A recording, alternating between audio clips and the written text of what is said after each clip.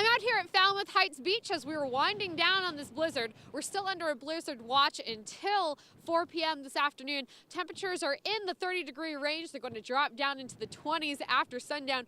Tomorrow, Thursday, is actually going to be a sunny day with temperatures reaching about 37 degrees. Friday, Saturday, Sunday, though, we're going to be looking at rain, but warm rain. We're going to be having temperatures as high as 48 degrees. So that's a little something to look forward to. So not the best way to kick off spring, but certainly a good way to say goodbye to winter.